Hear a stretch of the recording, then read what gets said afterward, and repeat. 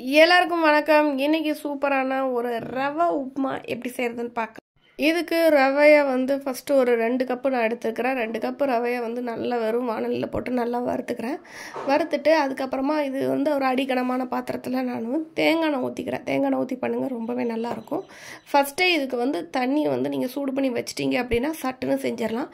தண்ணியும் சைடில் நான் சூடு பண்ணி வச்சுக்கிறேன். வச்சுட்டு அடுப்பில் நம்ம வச்சுருந்தோம் இல்லையா, அந்த பாத்திரத்தில் நம்ம தேங்காய் எண்ணெய் விட்டுட்டு எண்ணெய் சூடானதுக்கப்புறமா கடுகு உளுந்தம்பருப்பு போட்டு தாளிச்சுக்கிறேன். கடுகு உளுந்தம்பருப்பு போட்டு ஒரு கைப்பிடி அளவுக்கு கடலைப்பருப்பு அதில் போட்டுக்கலாம்.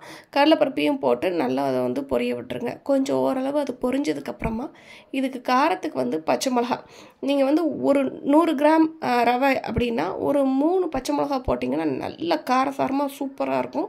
எனக்கு அளவு குறைய வேணும், காரம் இவ்வளோ வேண்டாம்னு நினச்சிங்கன்னா நீங்கள் அதை விட கம்மியாக கூட போட்டுக்கலாம். அந்த எண்ணிக்கைக்கு நீங்கள் அளவு வச்சுக்கோங்க.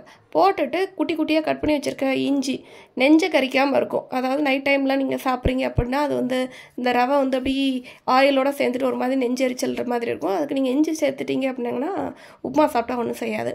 ஸோ அதுக்கப்புறமா அதுக்கு தேவையான கருவேப்பிலை, ஒரு பெரிய சைஸ் வெங்காயம், அந்த வெங்காயத்தையும் குட்டி குட்டியாக கட் பண்ணிவிட்டு அதையும் சேர்த்து நல்லா வதக்கி விட்ருங்க.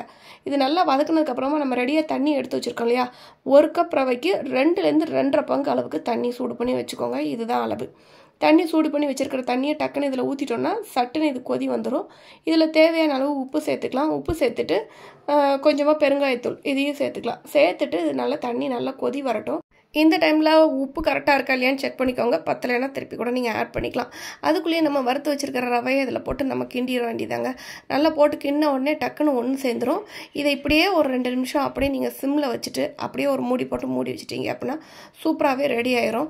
இதுக்கு மேலே நீங்கள் வேணும்னா நெய் போட்டுக்கலாம். நெய் ஆப்ஷனல் தான். நெய் வேண்டான்னா நீங்கள் விட்டுறலாம். இதுக்கு மேலே மல்லியில தூவி இறக்கிருங்க.